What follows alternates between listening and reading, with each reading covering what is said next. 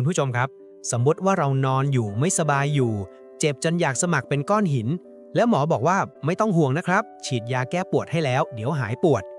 ผ่านไปแป๊บเดียวเอ้าหายปวดจริงด้วยเดินได้จริงหน้าตาดีขึ้นจริงก็ปกติสิคะยาแก้ปวดมันก็ต้องทำงานอยู่แล้ว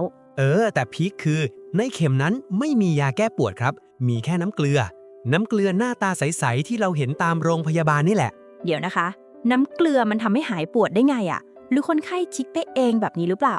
นั่นแหละครับจุดเริ่มต้นของปริศนาที่เปลี่ยนโลกแพทย์ placebo effect หรือที่เราเรียกกันว่าปรากฏการณ์ยาหลอกวันนี้ Zero to Know จะพาไขความลับว่าแค่ความเชื่อมันสั่งให้สมองเปิดโรงงานผลิตยาเองได้จริงไหม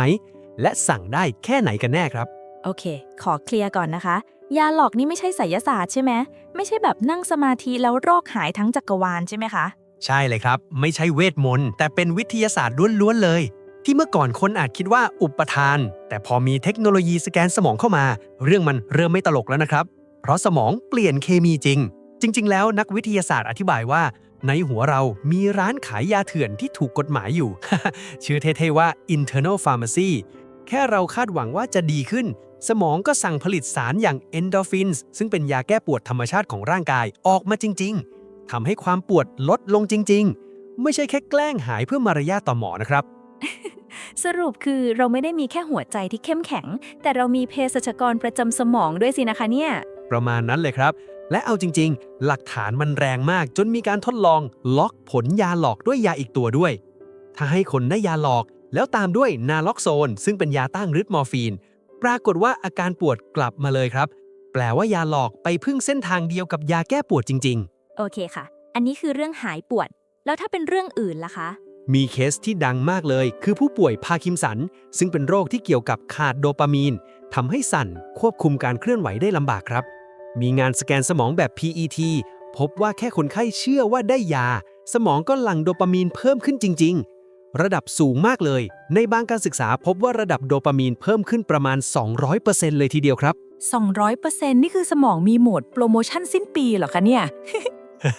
ประมาณนั้นครับแต่เอาจริงๆต้องพูดให้ชัดเลยนะว่ามันไม่ได้แปลว่าไม่ต้องใช้ยาจริงแล้วนะครับมันแปลว่าความคาดหวังหรือที่เรียกว่า expectation เป็นเหมือนสวิตช์ที่ไปเร่งวงจรรางวัลและการเคลื่อนไหวในสมองได้จริงคุณผู้ชมลองคิดตามนะคะ ถ้าความเชื่อทำให้สารในสมองเปลี่ยนได้ งั้นคำพูดของหมอ สภาพแวดล้อมโรงพยาบาล หรือแม้แต่พิธีกรรมการรักษา มันต้องมีผลแน่ๆเลยใช่ไหมคะ ใช่เลยครับ จริงๆแล้วนี่พาเราไปสู่กลไกตัวที่ 2ปกติเราคงคิดว่า placebo ต้องหลอกคนไข้ถึงจะได้ผลใช่ไหมครับ แต่มีแนวคิดที่โคตรพีคเลยคือ open label placebo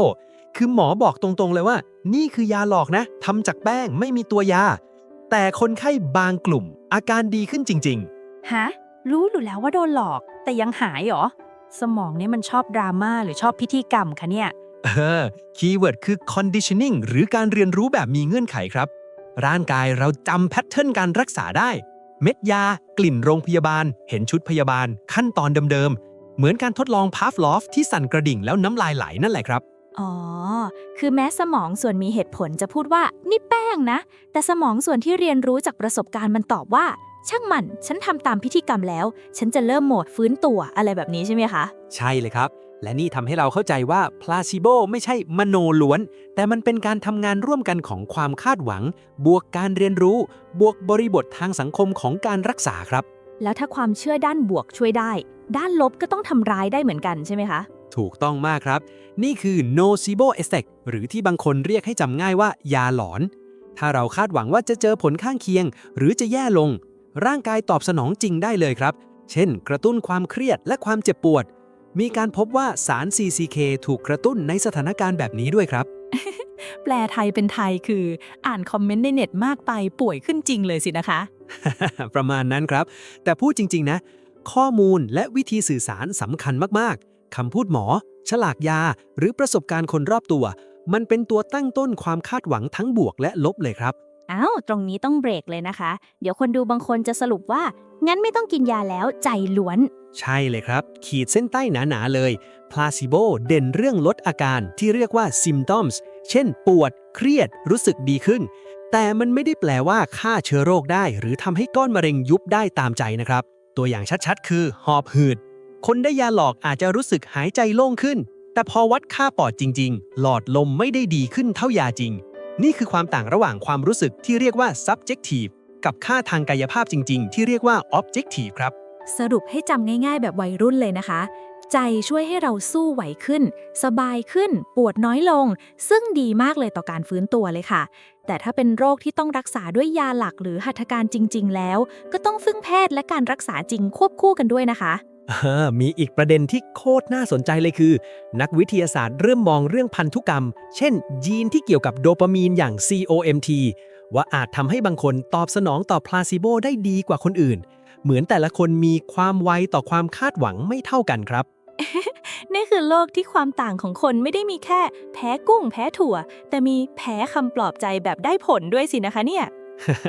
ประมาณนั้นแหละครับ แต่ต้องพูดแบบรอบคอบนะ ว่าเป็นแนวทางศึกษา ยังมีรายละเอียดที่ต้องพิสูจน์อีกเยอะเลยครับ สรุปตอนนี้คือ จิตสั่งกายมีจริงค่ะ ในความหมายที่ว่าความเชื่อหรือความคาดหวังไปเปลี่ยนเคมีในสมองและการรับรู้อาการได้จริง ๆ แต่ไม่ใช่พลังพิเศษที่สั่งให้โรคทุกชนิดหายได้ และไม่ควรใช้แทนการรักษามาตรฐานนะคะ ใช่เลยครับ คุณผู้ชมคนไหนกำลังรักษาอยู่อย่าหยุดยาเองนะครับ และอย่าให้คอนเทนต์สนุกๆกลายเป็นเหตุให้สุขภาพพังจริง ๆ ถ้าคุณชอบเรื่องราวสนุกๆได้สาระเปิดมุมมองใหม่ๆ แบบนี้ อย่าลืมกดไลค์ กดแชร์ และกดติดตาม Zero to Know ไว้เลยนะครับ แล้วเจอกันใหม่ตอนหน้าค่ะ กับเรื่องเล่าที่สนุกกว่าที่คิดครับ จากศูนย์สู่รู้ สนุกทุกคลิป